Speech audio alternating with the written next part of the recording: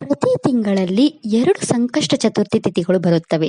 ಒಂದು ಶುಕ್ಲ ಪಕ್ಷದಲ್ಲಿ ಮತ್ತು ಇನ್ನೊಂದು ಕೃಷ್ಣ ಪಕ್ಷ ತಿಥಿಯಲ್ಲಿ. ಈ ಸಂಕಷ್ಟ ಚತುರ್ಥಿಯು ಶ್ರೀ ಗಣೇಶನನ್ನು ಪೂಜಿಸಲು ಮೀಸಲಾಗಿದೆ. ಶುಕ್ಲ ಪಕ್ಷದಲ್ಲಿ ಬರುವ ಸಂಕಷ್ಟ ಚತುರ್ಥಿಯನ್ನು ವರದ ಸಂಕಷ್ಟ ಚತುರ್ಥಿ ಎಂದು ಕರೆಯಲಾಗುತ್ತದೆ ಮತ್ತು ಕೃಷ್ಣ ಪಕ್ಷದಲ್ಲಿ ಬರುವ ಸಂಕಷ್ಟಿಯನ್ನು ಸಂಕಷ್ಟಹರ ಚತುರ್ಥಿ ಎಂದು ಕರೆಯಲಾಗುತ್ತದೆ. ವರದ ಸಂಕಷ್ಟ ಚತುರ್ಥಿ ನಮ್ಮ ಎಲ್ಲ ಆಸೆಗಳನ್ನು ಪೂರೈಸುತ್ತದೆ ಮತ್ತು ಸಂಕಷ್ಟಹರ ಚತುರ್ಥಿಯು ನಮ್ಮ ಎಲ್ಲ ಸಮಸ್ಯೆಗಳನ್ನು ನಿವಾರಿಸುತ್ತದೆ ಎಂದು ಹೇಳಲಾಗುತ್ತದೆ. ಮಾಘ ಮಾಸದ ಈ ಮಂಗಳಕರ ದಿನವು ಗಣೇಶನ ಮಹತ್ವವನ್ನು ಎತ್ತಿ ತೋರಿಸುತ್ತದೆ. ಸಂಕಷ್ಟ ಚತುರ್ಥಿ ಹಿಂದೂ ಧರ್ಮದಲ್ಲಿ ಪ್ರಮುಖ ಧಾರ್ಮಿಕ ಆಚರಣೆಯಾಗಿದೆ. ಈ ದಿನ ಗಣೇಶನ ಪೂಜೆಗೆ ಸಮರ್ಪಿಸಲಾಗಿದೆ. ಈ ಮಂಗಳಕರ ದಿನದಂದು ಭಕ್ತರು ಗಣೇಶನಿಗೆ ಪ್ರಾರ್ಥನೆ ಸಲ್ಲಿಸುತ್ತಾರೆ ಮತ್ತು ಗಣೇಶನಿಗೆ ಭಕ್ತಿಯಿಂದ ಉಪವಾಸವನ್ನು ಆಚರಿಸುತ್ತಾರೆ. ಅವರು ತಮ್ಮ ಜೀವನದಲ್ಲಿ ಅಡೆತಡೆಗಳನ್ನು ನಿವಾರಿಸಲು ಮತ್ತು ಸಮೃದ್ಧಿಯನ್ನು ಪಡೆಯಲು ಗಣೇಶನಿಗೆ ವಿಶೇಷ ಪ್ರಾರ್ಥನೆಗಳನ್ನು ಸಲ್ಲಿಸುತ್ತಾರೆ. ಪ್ರತಿ ಸಂಕಷ್ಟ ಚತುರ್ಥಿಯಂದು ನಾವು ಗಣಪತಿಯನ್ನು ವಿವಿಧ ಹೆಸರುಗಳಿಂದ ಪೂಜಿಸುತ್ತೇವೆ. ಇಂದಿನ ಸಂಕಷ್ಟ ಚತುರ್ಥಿಯನ್ನು ಲಂಬೋದರ ಸಂಕಷ್ಟ ಚತುರ್ಥಿ ಎಂದು ಕರೆಯಲಾಗುತ್ತದೆ. ಈ ಚತುರ್ಥಿಯಲ್ಲಿ ನಾವು ಗಣೇಶನ ಲಂಬೋದರ ರೂಪವನ್ನು ಪೂಜಿಸುತ್ತೇವೆ. ಹಿಂದೂ ಧರ್ಮದಲ್ಲಿ ಯಾವುದೇ ಶುಭ ಕಾರ್ಯಕ್ಕೂ ಮುನ್ನ ಪೂಜಿಸಲ್ಪಡುವುದರಿಂದ ಗಣೇಶನನ್ನು ಮೊದಲು ಪೂಜಿಸುವ ದೇವತೆ ಎಂದು ಪರಿಗಣಿಸಲಾಗುತ್ತದೆ. ಸಂಕಷ್ಟಿ ಚತುರ್ಥಿಯ ಬಗ್ಗೆ ಅನೇಕ ಕಥೆಗಳು ಜನಪ್ರಿಯವಾಗಿವೆ. ಆದರೆ ಈ ದಿನದಂದು ಸಾಕಷ್ಟು ಪೌರಾಣಿಕವೆಂದು ಪರಿಗಣಿಸಲ್ಪಟ್ಟ ಕೆಲವು ಕಥೆಗಳಿವೆ. ಅವುಗಳಲ್ಲಿ ಒಂದು ಈ ಕಥೆ. ಪುರಾಣಗಳ ಪ್ರಕಾರ ಒಮ್ಮೆ ವಿಷ್ಣು ಮತ್ತು ದೇವಿ ಲಕ್ಷ್ಮಿಯ ವಿವಾಹ ಸಮಾರಂಭಕ್ಕೆ ಬೇರೆ ಕಾರಣಗಳಿಂದ ಗಣೇಶನನ್ನು ಆಹ್ವಾನಿಸಲಿಲ್ಲ. ಆದರೆ ಗಣೇಶನನ್ನು ಕರೆಯದ ನಂತರವೂ ಗಣೇಶನು ಮದುವೆಯ ಸ್ಥಳಕ್ಕೆ ಬಂದನು. ಇದನ್ನು ನೋಡಿ ಮದುವೆ ಸಮಾರಂಭದಲ್ಲಿದ್ದ ಎಲ್ಲಾ ದೇವತೆಗಳು ಗಣೇಶನನ್ನು ಅವಮಾನಿಸಲು ಪ್ರಾರಂಭಿಸಿದರು ಮತ್ತು ಅವರು ಆಹ್ವಾನವಿಲ್ಲದೆ ಸಮಾರಂಭಕ್ಕೆ ಹೇಗೆ ಬಂದರು ಎಂದು ಕೇಳಲು ಪ್ರಾರಂಭಿಸಿದರು. ಎಲ್ಲಾ ದೇವತೆಗಳು ವಿಷ್ಣು ವಿವಾಹ ಮೆರವಣಿಗೆಯು ಹಿಂತಿರುಗುವವರೆಗೂ ವೈಕುಂಠದ ಕಾವಲುಗಾರನಾಗಿ ನಿಲ್ಲಲು ಗಣೇಶನಿಗೆ ಹೇಳಿದರು. ವೈಕುಂಠದ ಬಾಗಿಲಲ್ಲಿ ಗಣೇಶನನ್ನು ನೋಡಿದ ನಾರದರು, ವಿಷ್ಣು ಮತ್ತು ಇತರ ದೇವತೆಗಳು ನಿಮ್ಮನ್ನು ಅವಮಾನಿಸಿದ್ದಾರೆ ಎಂದು ಗಣೇಶನಿಗೆ ಹೇಳಿದರು. ಮದುವೆಯ ಮೆರವಣಿಗೆಗೆ ಮುಂಚಿತವಾಗಿ ತನ್ನ ಇಲಿಯ ಸೈನ್ಯವನ್ನು ಕಳುಹಿಸಲು ಮತ್ತು ಇಲಿಯ ಸೈನ್ಯ ಮುಂದೆ ಹೋಗಲು ಮತ್ತು ಅವರ ಮದುವೆಯ ಮೆರವಣಿಗೆಯನ್ನು ನಿಲ್ಲಿಸಲು ಅವರು ಗಣೇಶನಿಗೆ ಸಲಹೆ ನೀಡಿದರು. ನಾರದನ ಸಲಹೆಯನ್ನು ಕೇಳಿದ ಗಣೇಶನು ಮದುವೆಯ ಮೆರವಣಿಗೆಯನ್ನು ನಿಲ್ಲಿಸಲು ತನ್ನ ಇಲಿಯ ಸೈನ್ಯವನ್ನು ಕಳುಹಿಸಿದನು. ಶೀಘ್ರದಲ್ಲೇ ಇಲಿಗಳು ಸೈನ್ಯವು ಓಡಿಹೋಗಿ ಎಲ್ಲಾ ದೇವತೆಗಳ ರಥಗಳನ್ನು ಮತ್ತು ವಿಷ್ಣುವಿನ ರಥವನ್ನು ನೆಲವನ್ನು ಅಗೆದು ನಿಲ್ಲಿಸಿತು. ಅದರಿಂದ ರಥದ ಚಕ್ರವು ನೆಲದಲ್ಲಿ ಸಿಲುಕುವಂತೆ ಮಾಡಿತು. ಇದರಿಂದ ಮದುವೆ ಮೆರವಣಿಗೆ ವಿಳಂಬವಾಯಿತು. ಎಲ್ಲರೂ ರಥದ ಚಕ್ರವನ್ನು ತೆಗೆಯಲು ಪ್ರಯತ್ನಿಸಿದರು, ಆದರೆ ಯಾರಿಂದಲೂ ಚಕ್ರವನ್ನು ನೆಲದಿಂದ ತೆಗೆಯಲು ಸಾಧ್ಯವಾಗಲಿಲ್ಲ. ಎಲ್ಲರೂ ಪರಿಸ್ಥಿತಿಯನ್ನು ನೋಡಿ ಆಘಾತಕ್ಕೊಳಗಾದರು ಮತ್ತು ಸಮಸ್ಯೆಗೆ ಪರಿಹಾರವನ್ನು ಹುಡುಕಲು ಪ್ರಾರಂಭಿಸಿದರು. ಅಷ್ಟರಲ್ಲೇ ಒಬ್ಬ ರೈತ ಅವರ ಬಳಿಯಿಂದ ಹಾದು ಹೋದರು. ಎಲ್ಲ ದೇವತೆಗಳು ಆ ರೈತನನ್ನು ಸಹಾಯಕ್ಕಾಗಿ ಕೇಳಿದರು.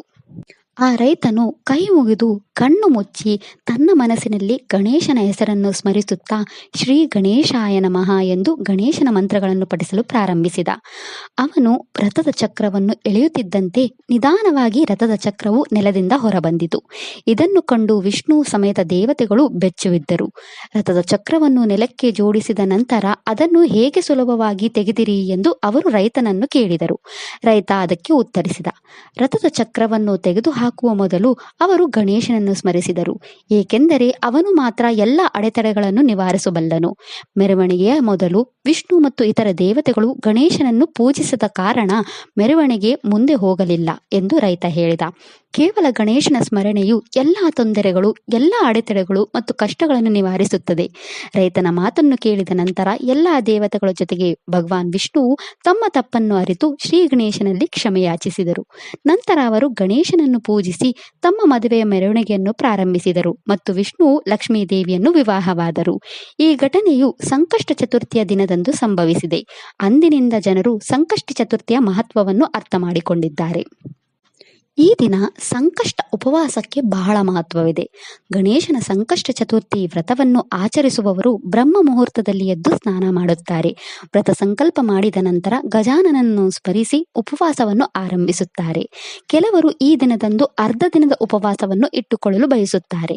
ಹಸಿದವರು ಹಣ್ಣುಗಳು, ಬೇಯಿಸಿದ ತರಕಾರಿಗಳು ಮತ್ತು ಬೇರು ತರಕಾರಿಗಳನ್ನು ತಿನ್ನುವ ಮೂಲಕ ಉಪವಾಸವನ್ನು ಆಚರಿಸುತ್ತಾರೆ. ಸಂಕಷ್ಟಿ ಚತುರ್ಥಿಯಂದು ಉಪವಾಸವನ್ನು ಇಟ್ಟುಕೊಳ್ಳುವುದು ಸುಲಭ ಎಂದು ತೋರುತ್ತದೆ. ಇರುತ್ತದೆ. ಯಾದರೂ ಸರಿಯಾದ ಆಚರಣೆಗಳು ಮತ್ತು ವಿಧಾನಗಳನ್ನು ಅನುಸರಿಸಬೇಕು. ಮುಖ್ಯವಾಗಿ ಸಂಜೆ ಚಂದ್ರನನ್ನು ನೋಡಿದ ನಂತರವೇ ಸಂಕಷ್ಟಿ ಚತುರ್ಥಿಯನ್ನು ಪೂಜಿಸಲಾಗುತ್ತದೆ ಎಂದು ತಿಳಿಯುವುದು ಮುಖ್ಯ. ಸಂಕಷ್ಟಿ ಚತುರ್ಥಿ ಗಣೇಶನಂದು ಪೂಜಿಸಲು ಗಣಪತಿಯ ವಿಗ್ರಹವನ್ನು ದುರ್ವಾ ಹುಲ್ಲು ಮತ್ತು ತಾಜಾ ಕೆಂಪು ಹೂವುಗಳಿಂದ ಅಲಂಕರಿಸಬೇಕು. ಹೀಗೆ ಮಾಡಿದ ನಂತರ ಗಣೇಶನ ಮೂರ್ತಿಯ ಮುಂದೆ ತುಪ್ಪದ ದೀಪವನ್ನು ಹಚ್ಚಬೇಕು. ಗಣೇಶನ ಮಂತ್ರಗಳನ್ನು ಪಠಿಸುವುದು ಮತ್ತು ಧೂಪವನ್ನು ಸುಡುವುದು ಮುಂತಾದ ಸಾಮಾನ್ಯ ಪೂಜಾ ವಿಧಾನಗಳನ್ನು ಅನುಸರಿಸಬೇಕು. ಗಣೇಶನ ಪೂಜೆಯ ನಂತರ ನಿರ್ದಿಷ್ಟ ಸಂಕಷ್ಟಹರ ಚತುರ್ಥಿ ವ್ರತಕಥೆಯನ್ನು ಕೇಳಬೇಕು. ಸಂಕಷ್ಟಿ ಚತುರ್ಥಿಯ ಉಪವಾಸವು ತನ್ನದೇ ಆದ ಮಹತ್ವವನ್ನು ಹೊಂದಿದೆ.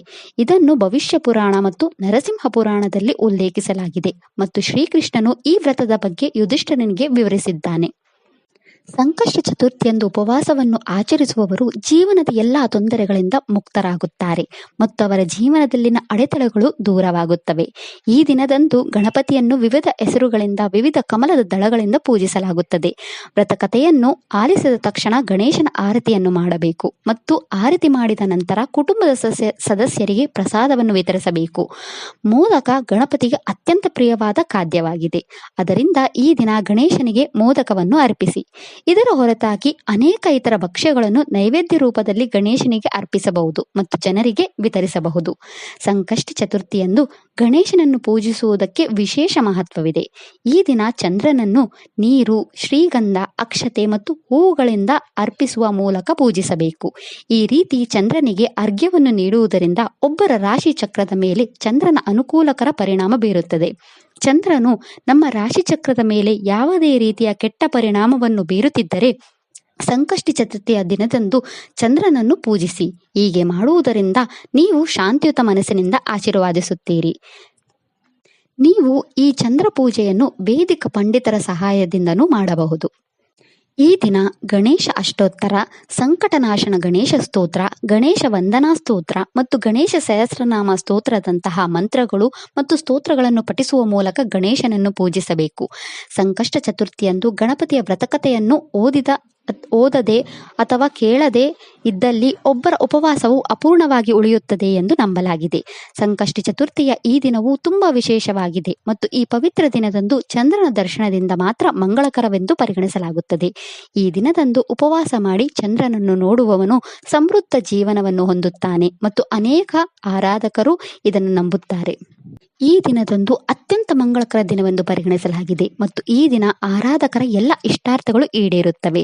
ಮಕ್ಕಳಿಲ್ಲದ ದಂಪತಿಗಳು ಸಂಕಷ್ಟ ಚತುರ್ಥಿಯಿಂದ ಉಪವಾಸವನ್ನು ಆಚರಿಸಿದರೆ ಸಂತಾನ ಪ್ರಾಪ್ತಿಯಾಗುತ್ತದೆ. ಎಲ್ಲ ಸಮಸ್ಯೆಗಳಿಂದ ಮುಕ್ತಿ ಹೊಂದಲು ಮತ್ತು ಗಣೇಶನ ಆಶೀರ್ವಾದ ಪಡೆಯಲು ಇದು ವಿಶೇಷ ದಿನವಾಗಿದೆ.